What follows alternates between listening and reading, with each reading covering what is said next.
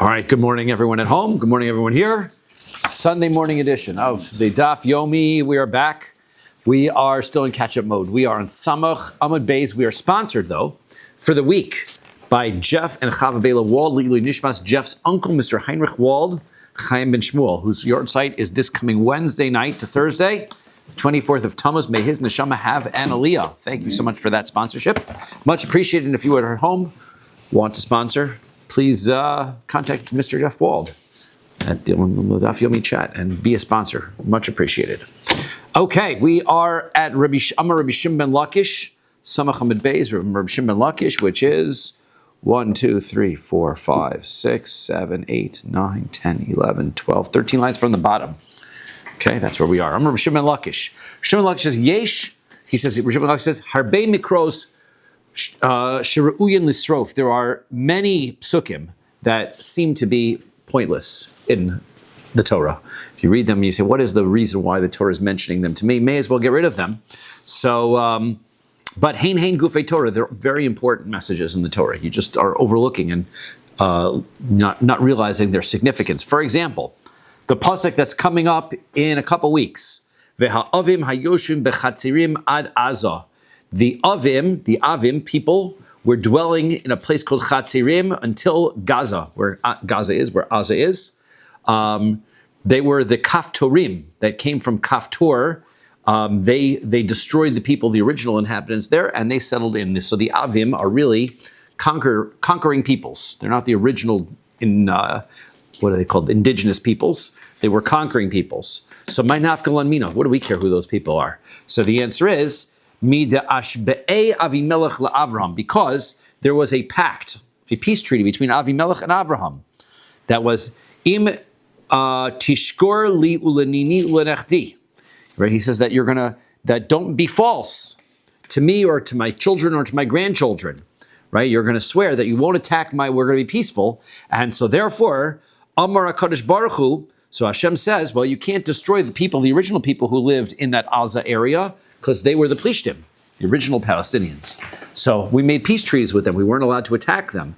Therefore, what Hashem did is, Amar Kodesh Baruch Hu, Leise Kaftorim, the Kaftorim from the south, who were from Esav's people, they came along, Livku Me'avim Dahainu Plishtim. So they came and they conquered the land from the original inhabitants, the original Plishtim, and they took over. So therefore, you should know that the Avim that live there are not the original indigenous people that we made a peace treaty with. Therefore, Leisu Yisrael, Leif Komi Kaftorim, the Jewish people are allowed to attack the area and take it over from the Kaftorim. That's why it's good to know. Kayotze B'Davarat Omer. Similarly, in another story that happened that we have in Parsha from a couple weeks ago. Ki Cheshbon Ir Sichon Melech HaAmorihi. Cheshbon was the city of the king of Sichon, King Sichon, who was the king of the Emori. He got into a battle against the king of Moab. So my nafkamina, what do we care about the battles between Moab and Emori? So Da'amar Luhu HaKadosh Baruch Hu, Hashem said to Yisrael, Al Tatzar es Moab. That's in a couple weeks parsha. Don't attack Moab. Moab is our relative because we are related, right? Moab and Ammon and Moab are both from Lot. So we're not supposed to attack them. So therefore, Amar HaKadosh Baruch Hu, Laiti Sichon Lepuk Mi Moab. The Jewish people had to conquer the area. First, Sichon came and he conquered the area. And then once the Amori were the owners of the area, the Jews were able to come and conquer it from him. So Leisi Yisrael, V'leifkum Mi Sichon. The Jews came and conquered it from Sichon. V'hainu Damar Rav Papa says, Ammon and Moab Tiaharu B'Sichon. Ammon and Moab were purified away by Sichon. Sichon came along, and once they conquered the territory, then the territory was able to be conquered by us. Tzidonim yikru lechermon Sirion. Pasuk says that the Tzidonim called the area of Chermon, they called it Sirion. And the place that the Amori called it Sneer. Those are the two places. So what do we need to know what they called the area? So Tano, we learned in Brisa, Sneer v'Sirion mehari Eretz Yisrael. Where did those names come from? The names Sneer and Sirion are names of mountains that are in Eretz Yisrael, and they named their cities after them. When the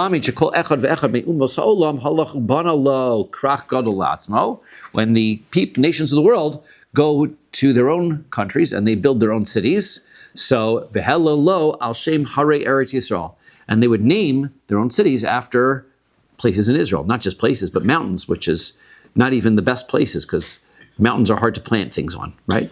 So, Har Sinai, which was a nace on its own. Well, Har Sinai is not in Eretz Yisrael, though, right? So therefore, we're talking about places in the USA where we have places called Carmel and all these kinds of mountains and those kinds of things, right? We have all kinds of places named all around the world after places in Eretz Yisrael. Right? L'lamedcha shafilu harei Eretz Yisrael chavivin alom u'salam. That even the mountains of Eretz Yisrael, the non-Jews really appreciate them as well. Kayotzebo, similarly, another pasuk, v'asa'am ha'avir oso li'arim, that when Yosef was in charge of Mitzrayim, so he when everybody came to purchase their grain, so he eventually bought everybody and everything in Mitzrayim. So what he did is he told everybody to change places. He moved everybody around. Why? So he moved them from one city to the next. He transported them from one to the next. In order, the idea is that Yosef wanted to make sure that they understood that their homes were not theirs, they're property of the government. Right? This is a true monarchy. So my nafkamino, what difference does it make? Why did he do such a thing? So delo likru leachav galvasa, because he knew that his brothers were going to come and live in Mitzrayim. And so therefore he didn't want them to be able to say, you guys are the exiles, right? Because you're the only ones living, not where you grew up. Everybody was living not where they grew up. And so therefore it's only fair everybody was in the same boat. Okay. The simoni ha'of lo nemru. Let's talk about birds for a while, for the rest of today. The signs of birds. The Torah does not tell us, like we know fins and scales by fish, we know chewing cud and split hooves by animals. The Torah does not tell us how to know about birds. How about the thing over there? The crop, right? Yeah. So we talked about some signs of kosher birds that we derived on our own by looking at kosher birds. And we're going to see that they're not all universal, right? We're going to see in advance, or just let you know, that if a bird has one or more of the kosher signs, they may or may not be kosher. So that doesn't help us very much, right? If they have none of the kosher signs, they're not kosher, right? So they have to have at least one. So we talked already about the claws, right? We talked about them being an animal that a bird that of prey that attacks its prey. We talked about it having a peelable stomach, and we talked about it having a crop. Those were the four signs of kosher birds. And so there are birds that have one of those, or two of those, or three of those. It can be kosher. Yeah, standing on the wire on both sides, correct. So those were the kosher signs. If the bird has none of those, then it's not kosher. But if it has one or more of those, it could be kosher, but it also might not be. Why? Because the Torah has a list of 24 birds that are not kosher. And we don't know what a lot of those birds are. The translation is unclear. So therefore, since we don't know exactly what they are, I don't know if this bird that I find is one of the birds that are not kosher.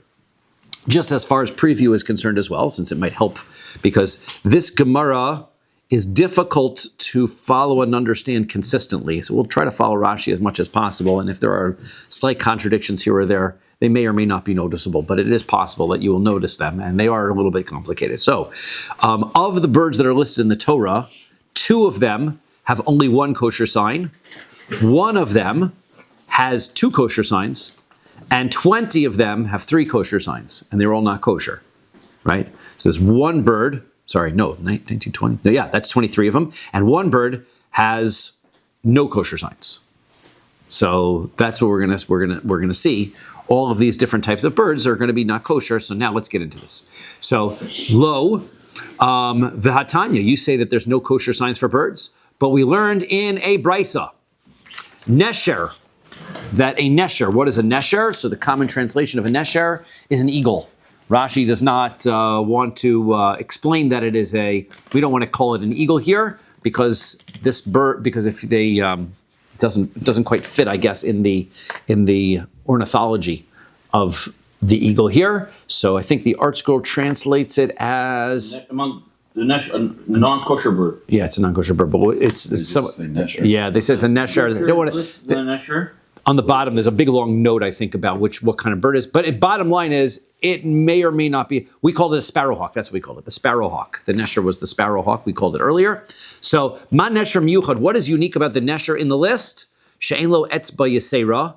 It says eagle in the notes. Okay, yes. Well, yeah, potentially. So, I guess what said it's one of these arguments of identification.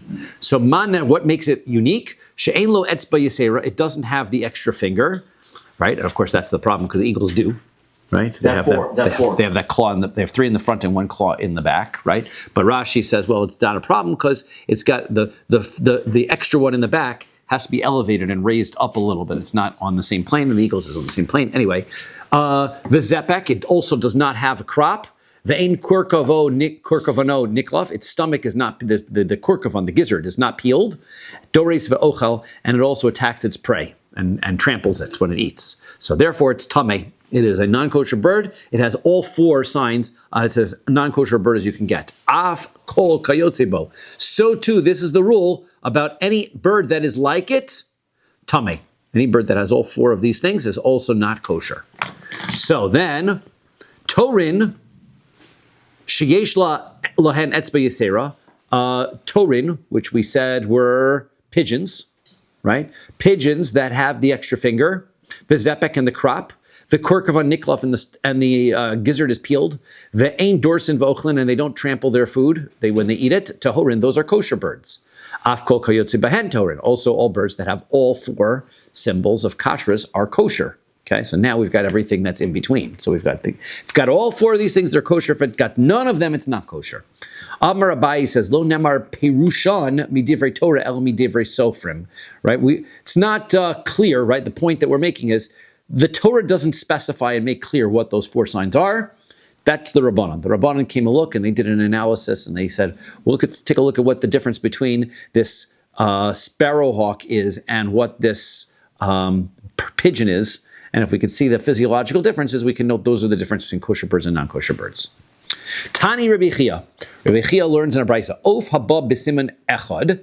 If you've got a bird that we find and it has only one of those four things, right? Again, we should know what they are. The gizzard, peelable gizzard, the crop, those are the internal ones. The toe and the back toe is on the outside, and also that its behavioral one is that it attacks and holds its prey down when it eats, or it claws its prey, or it lifts its prey up, all different figuring, understanding what drusa means. Okay. Tomorrow or like turkey, the whole So thing turkey is good. So yes, this is all where it's going to be based on Samach Gimel Amid Bays, I think.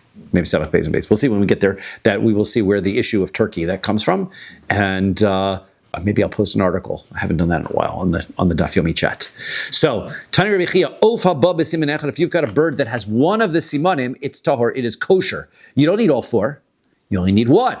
Lefi she'ein dome l'nesher, because it's not like the sparrowhawk or the eagle, whatever we're calling a nesher. It's not like the nesher because nesher delays leklal. Nesher doesn't have any of the four. So hu de lo techel, that's the one you can't eat. Ha'eka de is lechad techel. That means if it's got one of the four, you can eat it. Okay, but why don't we look at the other way? V'leilef mitorin. Why don't we look at pigeons? Ma torin dika kuluhu arba. So pigeons have all four. So af hachnami adika kule arba. Here, therefore, maybe in order to be kosher, they need to have all four. No, not true. Im kain, if that's true, shar ofos tmein dekos rachmana lamali. Why would the Torah need to specify and create a list of 23 other non-kosher birds once you've told me that if it doesn't have all four of the kosher signs on it, it's not kosher? Then you don't need to list any of these because obviously every bird on this list is missing at least one of the kosher signs. So therefore, it must be that despite the fact that you are missing one of the kosher signs, it could still be kosher, and these birds are the exception. V'neiluf minayhu. So why don't we learn from all of these different birds and say, mahosam tlasa v'lo achlinon, just like in all of these, they have three kosher properties, right? As we said, most of them have three kosher properties. I hope I said that right. I was wondering whether I said they had three ways they're non-kosher, but they have three of the kosher properties. Af kol tlasa v'lo nechol. So therefore, we should say, okay, so that's the rule. Any bird that has only three, you can't eat. The kol shekain trei, chad. And so for sure, if it only has two kosher properties or only one kosher property, right? So then you would say you're not allowed to eat it. So im kain, if that's true, so then orev, because of Rahman Alamali, one of the birds listed in the 24 is the orev. Orev, common translation, is a raven, but I think Art Scroll calls it a crow, right? So therefore, we'll say it's a black bird like a raven or a crow, right? So it's a crow. So hashta de islay tlasa lo achlinon. So therefore, why do we? Once we now know that if it has three signs of kashrus, we're not allowed to eat it. De islay trey mi boy. Why would you need to list the crow, which has two signs of kashrus? What are the two signs of kashrus? So this is where the Rishonim get all into arguments over whether crows have crops or they don't have. They have some kind of distended gullet.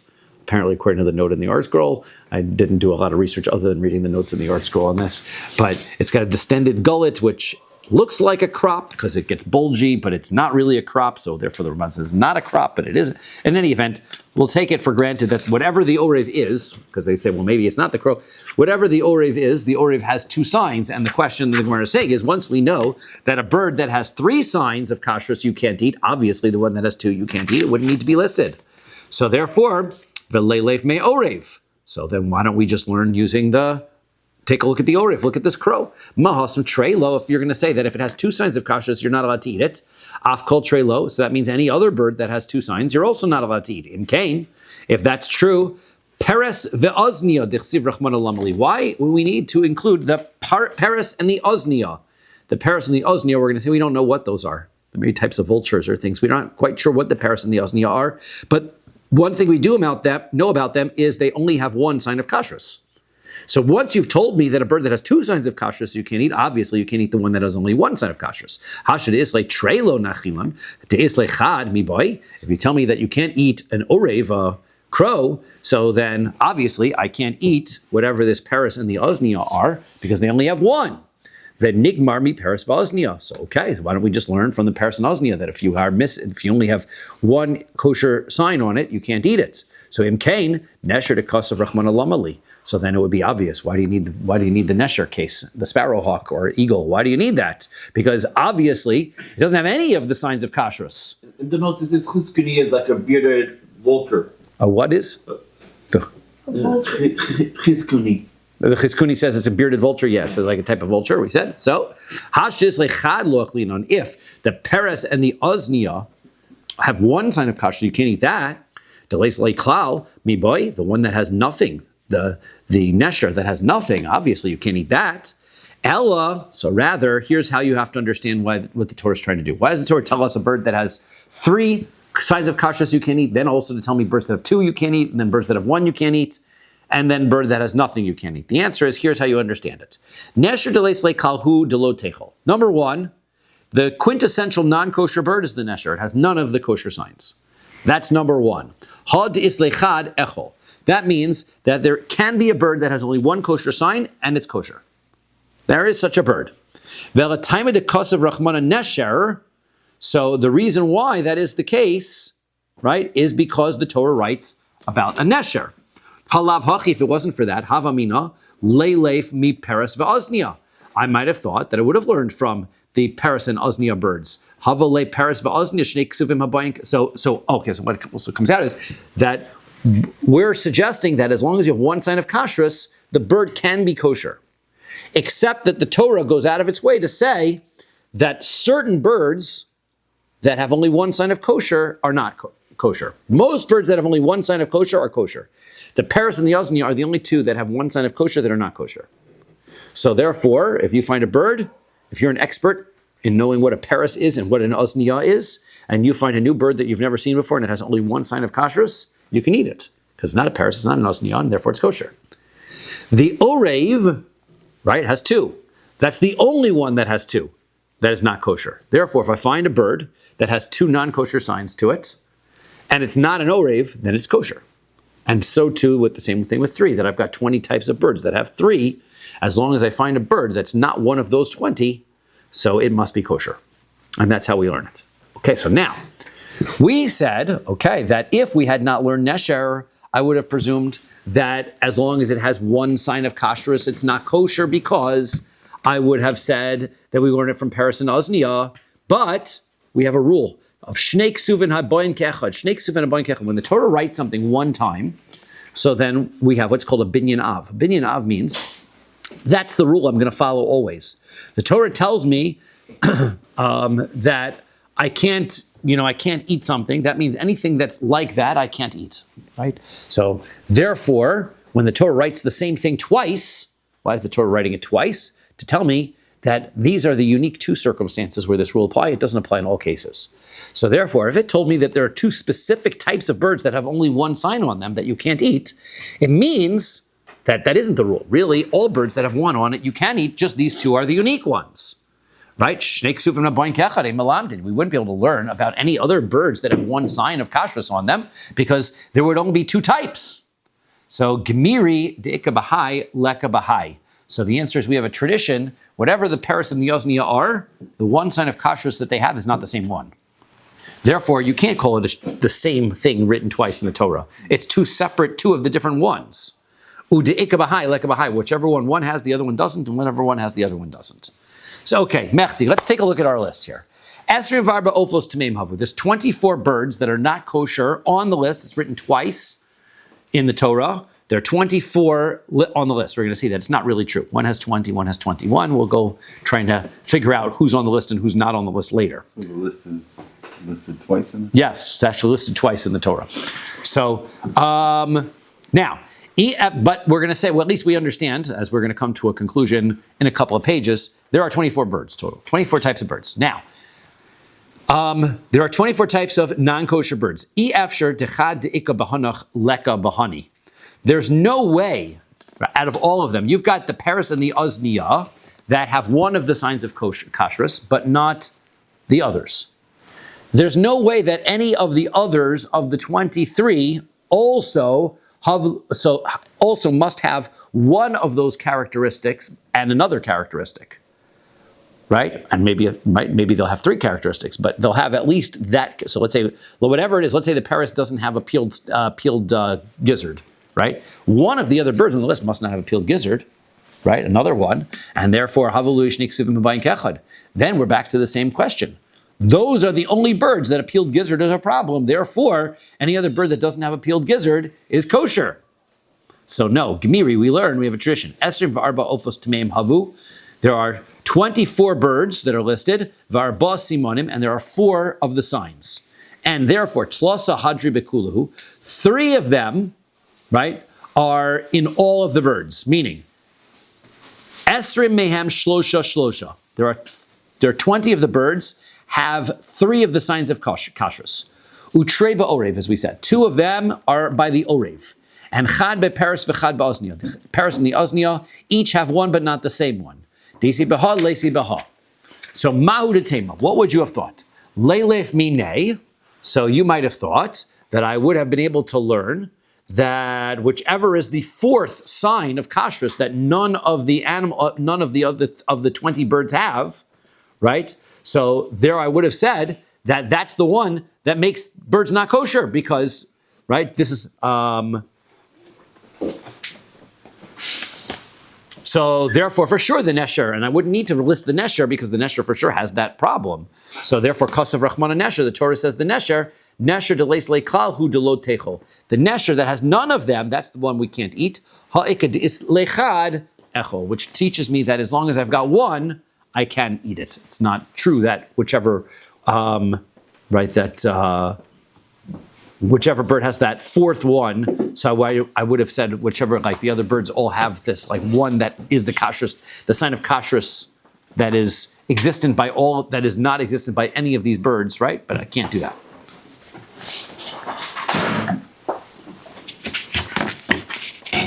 Okay. Now that I've come to all of this, what have we decided? We've decided that birds, there are 4 signs that they need to have, only need to have 1. Maybe they could have 2, maybe they could have 3. But they don't need to have all 4. If they have all 4, that's great. The only bird that had all 4 that we said was the pigeon. But then if that's the case, why does the Torah have to tell us that a pigeon is kosher if at the end of the day, a lot of birds are kosher, even if they don't have all 4, right? So Amar Rav Ukva Bar Chama lekorban. Rav Ukva Bar Chama says it never says anywhere in the Torah that a pigeon is kosher. It only says in the Torah that a pigeon is kosher for a korban. For a korban, you need all four. That's different, right?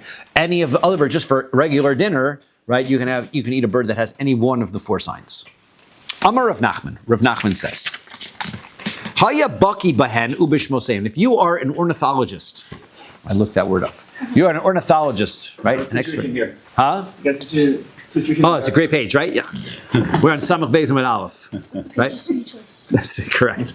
Haya baki bahan ubish mosehin. If you were an expert in birds and you knew them and you knew their names, so then of haba b'siman echad. If you found, as we described, if you found a bird that had only one sign of kashrus on it, tahar, it would be kosher, because you'd know it wasn't the paris or the azniyah, so you would know that would be kosher. Which is just the problem is we just don't know what those two are.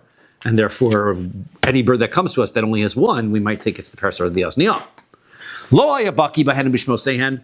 If you are not an expert in the birds and their names, b'simin echad tameh. If you get a bird that has only one sign of kashrus, you cannot eat it because it might be the paras or the asniyah. Bishnei simanim. If you have a bird that you find that has two signs of kashrus, tahor, it's kosher. V'ushiyakir orev, as long as you know what the orev looks like. Because if it's not an orev, then it's kosher if it has two. Because if it had three, it might not be kosher because it might be one of the other birds, but then it wouldn't be, right? But this one has two.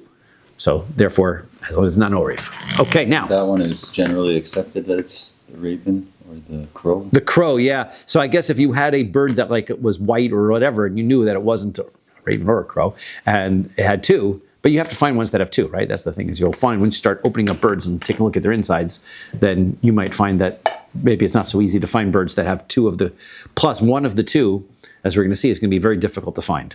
This is going to be our big problem. The problem that we're going to have is one of the four signs is behavioral. The animal attacks other animals. It's a bird of prey. And that, we're going to see, is a very tricky sign. Everything else, you can look at the bird after you've shechted it or whatever and looked at it, and you can know if it has the extra toe, if it's got the gizzard that peels away, if it's got a crop. Those three you can tell. The other is behavioral, which means you have to observe. Yes, you need to have a National Geographic special in order to be able to watch and be able to tell how this bird eats before you can decide whether it's kosher or not. So that's why it's not so simple. Okay, orev vetulo. You're telling me that the orev, the crow, is the only one, no others. V'hatanya, we're in a brisa. Orev, what is the definition? The brisa says in orev. What is an orev? In the pasuk, which says, as called orev limino, all the orevs and its type, and their type. What are the orevs? Ze orev. That is talking about the orev. Very nice. We'll see. The Gemara's going to. That's this orev. What orev? Let me know. Plus, we're going to come to include other birds of its type. The Torah goes out of its way to specify that orev is a category. There are other subspecies of orev that are like that. Rabbi Eliezer Omer Lahavi es hazarzir. It's going to come to include the zarzir bird. The zarzir starling. I'm not sure, right? Zarzir? Right, so this is where the article comes in, right? Comes to include other types of this zarzir bird, right? And Amru lo Rabbi Eliezer, so they said to Rabbi Eliezer, "V'halo anche kvar tamarta shebi Yehuda hayu ochlin osan." But people in the village of Tamarta in Yehuda, they were eating them. So they had some kind of tradition that they were kosher mipnei sheyesh lehem zepek, because it had a crop, right? And so therefore, they also knew that it didn't attack its prey. So therefore, it had two of the simanim. And they knew it's not an orev. And so they're eating it. So Amar lehem afhein asin litenas adin. Yeah, well, they may be in trouble in the future. Right? In other words, they're going to have to, they've got some explaining to do in Shemayim, because they might be wrong, and we're coming to include it. Davar acher, another brisa says also, furthermore, lemi nehu, right? The pasuk says, and according to its type, lahavi snunis levana, to include the white snunis, which is a type of a orev, but it has a white belly. Divrei Rabbi Eliezer, that's what Rabbi Eliezer says. Amru lo, the Chum said to him, V'halo anshe Galil ha'elyon ochlo, so the people in the Galil, the upper Galilee, are eating it. right? Mipnei shekur kavano niklaf, because it has two simanim. One is that its behavioral siman checks out, and plus it has the peelable gizzard. Amar lahem. So they said, litain esadin. They're also potentially at fault, and they may have to give a kapara for such a thing. Ella, rather, orev, the kol min orev. Rather, you know what you can't have? Orevs and all types of orevs. What are types of orevs? Other birds that have two simanim might be an orev type, might be a subspecies of orev. So not so simple that you can eat it. Okay, so there goes that. Amar Ameimar says, Hilchasa, the halacha is of haba b'siman echad. If you have a bird that comes with one siman, it's tahor, it's kosher, vehu delodoris. Now, the one siman that you have to know for sure is that it doesn't attack its prey. Okay? Because that would not be a kosher bird altogether. So that's the most important one. Right? Now, that becomes a little bit complicated. This is where the contradictions are coming in, because we had said the Paris and the Oznia have different simanim, and they only have one of them, which means that one of them doesn't have this as their siman. And, well, then it's not kosher. That's not a necessary problem, but then it doesn't, it's the reverse is true. If it's dores, it's not kosher, but if it's not dores, that doesn't make it kosher. That's the answer. Okay, that's not so problem. Amar le Rav Ashi Lamemar. Rav Ashi says to Amemar, Hadr of Nachman Mai. What about,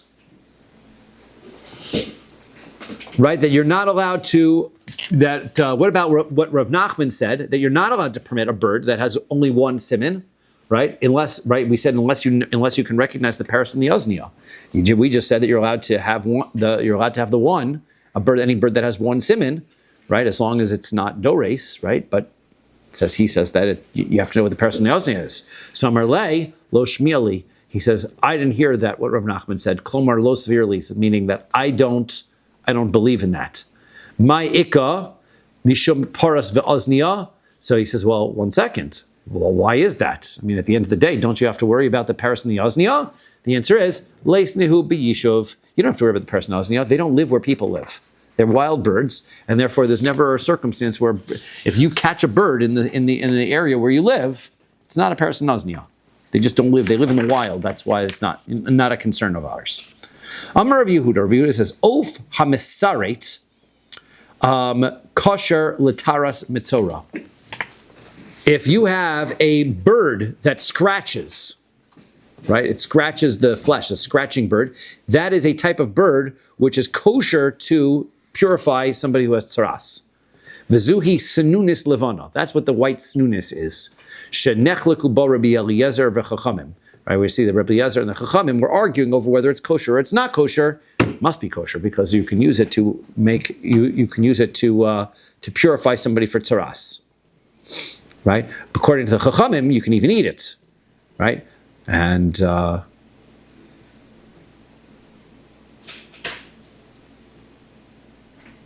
right, so therefore, according to the opinion that says that it's part of the Ori family, you can't eat it. Would disagree. You can't use it as purification for somebody who's teras. Amar Ameimar says bechivara kreise kuliyamalo pligi desharya. The one that has a white belly, that for sure is permissible. That one's fine. Ki pligi b'diyaroka kreise, the one that has the yellow belly. The yellow-bellied crow, right? Rabbi Eliezer also, that's where Rabbi Eliezer says that's prohibited for Rabbanan Sharu, and the Rabbanan say, no, that's also kosher. V'hilchasak Rabbi Eliezer, and the halacha is like Rabbi Eliezer, Rabbi Eliezer, Rabbi Eliezer, that it can't be eaten. Marzutra Masni Hachi, Marzutra tried it differently. He said, B'diroka Kresa, Kuliyamalo Pligi de Osir.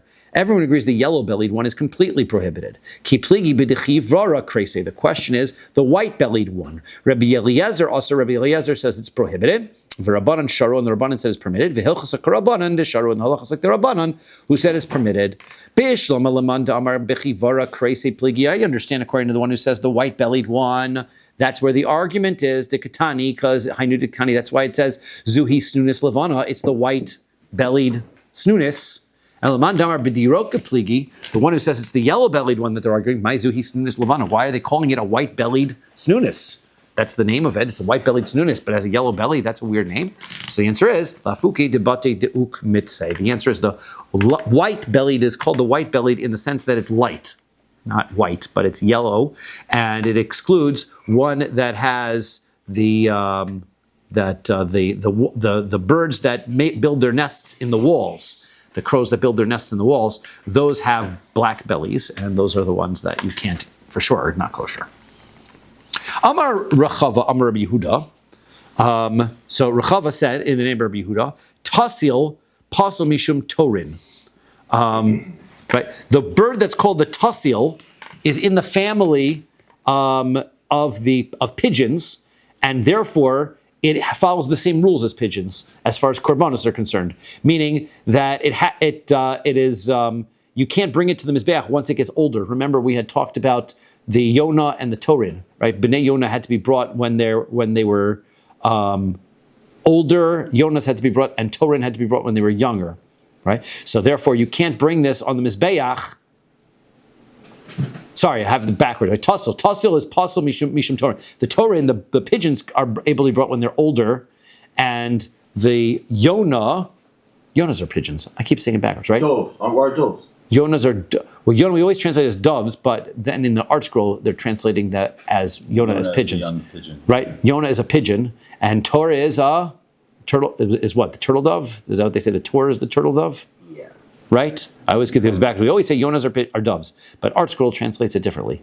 Art scroll says Yonahs are pigeons. Or young pigeons, whatever. And Torah is a turtle dove. So the turtle tasil, if the tasil gets old enough like a Tor, that is not able to be used as a korban. The kasher mishum no Yonah, but it falls into the pigeon family and therefore can be brought as a korban when it's young. The atzifi, the datzifi bird, right? Not sure what these are, right? What's a plazatorin? A who? Plazatorin. I still don't know what it is, right? So those are Torin shel rechava ksherin. Mishum Torin upsulin mishum bnei Yonah. So those, and also the Torin that live in Rechava, those are ones that are kosher when they are older, but they are puzzle when they are younger. They're kosher birds, and they're perfectly good as korbanos, but you just have to know which ones follow according to which species. Masev Rav Daniel bar Rav Katina. So Rav Daniel bar Katina taught Kol ha'ofos psulin b'meichatos samach beis and beis. All birds, if they drink from the water that you are going to mix with the ashes of the paraduma, they invalidate the water. Water of paraduma cannot be lifted into a utensil or used for any purpose. So what happens is most birds, when they drink, they scoop the water up into their beaks and then they swallow. And the water leaks out of the sides of their beaks. They're messy drinkers, and so therefore that is that if they get down into this water that we're used for mechatos, and they pick some of they're drinking from it, it means that they picked some up in their beaks, made that water puzzle, and then dripped it back into the water, making all of the water puzzle. So the good thing about that one is that bird will never get dehydrated. Yeah, that's good for the birds, not good for us. Chutz min hayona, except for the pigeons, mipnei she motzetas, because apparently pigeons, when they drink, suck up the water, and they don't scoop up the water. Their beaks are differently created. I didn't Google that, but I says I make a video, watch a video. Ve'im Isa. Now, if this is true that Rabbi Yehuda is saying that the tasil is also a type of a pigeon, why doesn't he say that the Yonah and the tasil together are ones that suck up the water, right? Because the Yonah, he says, a tasil is in the pigeon family as korbanos go. So then also a Yonah can suck up the water and it won't be puzzle. Amar Zera says, Zem motze to meki, zem motze ve'eno meki. Their difference is one when they both drink properly, like you say, but then one spits the water out after it drinks it. Backwasher. Right, backwasher. And that's therefore that you don't want to drink. You can't use water from that one. Amar Yehuda, Rabbi Yehuda says, Hani kufshani tzutzyani. These are the pigeons that come from a place called tzutzyani. Ksherim legabi mizbeach. Those are kosher to use as korbanos. Those are the birds that are called the pigeons from Rechava. Same bird. Meisvei, so he asked the following question. When we comes to descriptions in the Torah will say a thing like an azov. You're supposed to use a hyssop branch. So when it says you have to use a hyssop branch, you have to use the tree called a hyssop. Velo azov yon. You can't use the branch which is called the azov yon, which is a hyssop branch that comes from a thorny species. It's not the same. right? Like imagine for aravos, we have aravos that are willows, but there are lots of different types of willow trees, and not all of them are kosher for aravos. Some that have the spiny edges to the leaves are not kosher for aravos. So if you've got an azov, you can't use an azov yon. Velo azov kocholi, you can't use the blue azov. Velo azov romi, not the Roman azov. Velo midbari, or the desert azov. Velo kol azov sheyesh l'shem levai. Bottom line is, if there's an azov, a hyssop, that has an adjective in its name, that's not an azov. That's not a hyssop. Right? A hyssop is a plain hyssop. If it is a Roman hyssop, then that's not the same species as hyssop. So therefore, if it says azov, it needs to be an azov. It can't be a azov with an adjective. So therefore, these birds that are the pigeons of Tzutziani, why are we allowed to use them? Isn't that not a pigeon? That's his question. Rabbi, kol shenishtana shemo kodim matan Torah. The answer is any item that's name was changed before the Torah was given, meaning they were always known as separate species. So therefore, Vikpita Torah, the Torah is telling us it wants this species, so then yesh lo shem levai pasol. If it has a different species name, then it's not kosher. Lo nishana shman kodim matan Torah, v'hani lo nishana shman kodim matan Torah. But these birds, this was never their name. They were pigeons. At the time the Torah was given, these were pigeons. Then there became a city called Tzutziani, and therefore they were pigeons that were from Tzutziani. That was a description that came later. But they were always when the Torah was given, they were pigeons, they were just plain pigeons, and therefore they were included. Rava says, Hani kushani Tzutziani ba'asraihu stama karulu. He says, you know what else is interesting? If you go to the place called Tzutziani, they only call them pigeons. They don't call them Tzutziani pigeons, they just call them pigeons.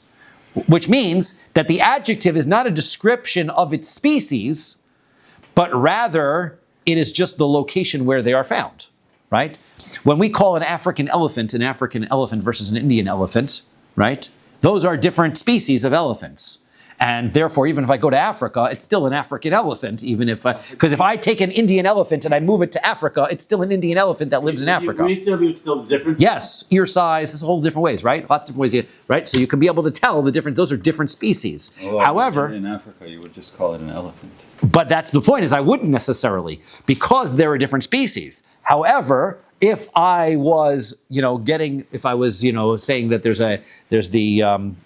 this bird, and I was in Tzutziani, we'd just call it a pigeon. So that's why it's different.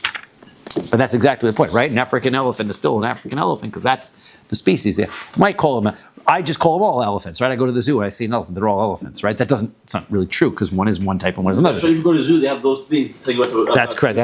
Because people like me who don't know. Although this discussion is specifically talking about what ornithologists right. describe the bird as. Correct. Yes, that's true.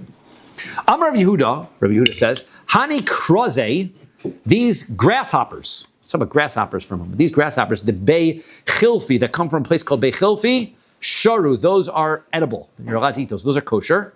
Udve Krei Krave, the ones that come from a place called Bei Krave, Asiri, those are prohibited. Can't eat those. Amar Ravina says, Umalkinon alayhu mishum sheretz ha'of. Right? If you eat them, so then you are going to get lashes, because it's not even a doubt. Those are totally Torah prohibited, and you're going to get lashes for eating flying insects. Can't eat those. V'amar Rav Yehuda says, Tzrada shari. If you've got a bird that's called a tzrada, you can eat that. Barda asir. The barda bird is prohibited. Why are we bringing this up? Because their names are similar. Tzarda and barda. The tzarda is permitted. The barda is prohibited. The way you can remember that, v'simanech, bar mineh. Except for that one. And the word bar is barda, right, is the exception. Marda, sveka. If you've got the bird marda, which also sounds the same, that one we're not sure about. So better not to eat that one. Amar Ravasi says, Shmona svekosein. There are 8 types of birds that we're not sure whether they're kosher or whether they're not. And they are the chuva, the chuga, the suga, the harnuga, the tushlimi, marda, kochilna, and the barnafcha. Right? I don't know if the Art Scroll translates any of those. But they're all different types of birds. The chava, chuga. Yeah, so the answer is, they're not translated. My sveikaihu, what is the doubt that arises about these birds specifically? Ophos tehorim kurkavana niklaf. When it comes to kosher birds, we know that they have to have a gizzard, or they don't have to, but they should have a gizzard that peels, right? Utmein ein kurkavana niklaf, the ones that are not kosher don't. V'hani kurkavana niklaf bisakina. These are able to have their gizzard peeled off with a knife. So therefore, we're not sure whether that makes it peelable or not peelable. So but what about the case of the duck, the famous duck of Mar Shmuel's house, right? Delohava kamiklif kurkavine, they couldn't peel off the gizzard. And vosvei bishimsha, they soaked it in, they put it in the sun. The cave in derafi, and once it got a little bit weaker, right, cooled off, then iklif, then it did peel off. So hasam, they said, yeah, but that's different. Hasam ki rafi, that was a gizzard that when it was in the sun, they peeled off, right? Iklif biyada, and it came off in the hand. Hacha, but here, afagav derafi, even if it was in the sun, it would still lo maklif el basakini, you'd still need a knife to do it, and therefore that's not the same thing. Amar Abaye says, Tarnagola de agma, the marsh chicken, right? The swamp chicken. So, sorry, the swamp cock, because it's a male one. Tarnagola, not the tarnagulta. I'm going to say this different. Tarnagola, the swamp cock. Chad svekosu, v'hainu mardu. That is chad mishmon svekos. It's one of the 8, because that's the mardu bird. That's on our list. That's what that one is, same bird. Amar Rav Papa says, Tarnagola de agma, the swamp cock is usser. Tarnagolta de agma, the swamp hen, that is sharia, is permissible. Now, don't think that what is the male version of this species and the female version of the species, because birds are kosher or not kosher, whether they're male or female, right? This was a different species. They just had a different name, similar names. So aren't they still like chickens? They are not, right? Very important, not. The simanech, and the way that you can remember is amoni velo amonis. You're allowed to marry into a male is prohibited to marry amoni, is prohibited to marry a Jewish person, but a female amonis can marry a Jewish person. And so therefore we can know that the one that's called the swamp cock, which has the male name, is prohibited.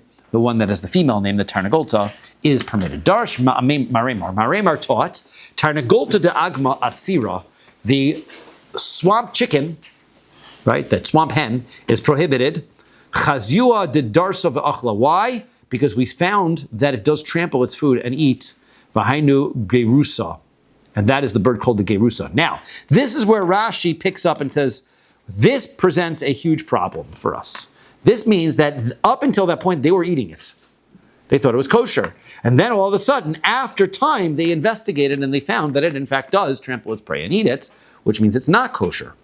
Says Rashi, let's take that was a very important Rashi, Vahainu Gerusa, it's the last Rashi from where they start to get thin. So on the bottom, towards the bottom of the page, right? Vahainu Gerusa, Damrin Lakama and Beper Kol Basar, Asar Lon Gerusa, Sharlon Lishna de Kavra, Shatamo Ketama. We'll explain that later on. Now, when we talk She'inanu Bekim Behem, since we are not aware, nearly it seems to me, Rashi says, De'ofa Balifanenu, if we get a bird, Yesh Lomar Shema Yidros, we don't know what its behavior is. We don't know if it tramples his food or not. They thought that this was a kosher bird. And then they found out later, they found that it does trample. Therefore, our custom is, we will eat no bird unless we have a custom that it is kosher. Therefore, that's why the turkey became a big issue. It was a new bird. They had not been aware of it. They hadn't been eating it in Europe. And we came to the United States, and here's this turkey. Is it kosher or not? Right? So therefore, Ein of nechol lanu elo b'mesoras of shemasru lanu avosenu betar v'lo masru lanu yesh lachush b'mesoras yesh lanu lismoch k'damrin lakam. We have to be able to only follow our traditions as to which birds are kosher, which ones are not. We cannot rely on these simanim. So even despite the fact that we're going through all this Gemara, 1 siman, 2 simanim, we are basically only going to eat kosher birds that we know are kosher. Okay, try at least turn the page so we can get to the Amud Aleph, the next page. So, Amar Rav says, Shavor Andarpa Toshari. If you've got the bird that's called the Shavor Andarpata, Piruz Andarpata, but the Piruz Andarpata is also prohibited. V'simanech, the way you can remember that is Peruz Risha. Peruz was a well-known criminal in his day, and therefore, if you could remember the word Peruz, you would know that's the one that's prohibited. Amar Rav Huna says, Bunya Shari, the Bunya bird is okay to eat. Parva also, the Parva bird is prohibited to eat. V'simanech, the way you can know it is Parva Amgusha, the Parva, was a sorcerer. Parva was a famous sorcerer. He actually did tshuva. There's a Parva chamber in the Beis Hamikdash named after him, but he was originally a bad guy. And so therefore, Parva the sorcerer is the way that you can remember that these are the non-kosher bird. Amar Rav Papa, Rav says, Mardu Zogid v'achil shari. The bird that's called the Mardu Zogid, right? You can eat it. That v'achil, that is permitted. Zogid v'achil aser, but the one that's just called Sigid, not Zogid, but Sigid v'achil is prohibited. V'simanech, the way we can know it, lo sishtachaveh le'el acher. One is the one that eats, right? Basically, the mardu that eats while it's standing up. That is the one that is permissible. The one that eats while it's bending down is prohibited. The way you can remember is that you shall not bow to other gods. The one that bends down is prohibited. Amar Shmuel. Shmuel says shas yachamra. The bird that's called the wine drinker, asira, is prohibited. And not that it actually drinks wine, right? But simanech shesuye yayin psula avoda. The way you can remember that is that kohanim who drink wine are not able to serve in Beis Hamikdash, so the wine drinker is prohibited. Shmuel says mazga chamra, the one that mixes wine, is asira. You can't. Why?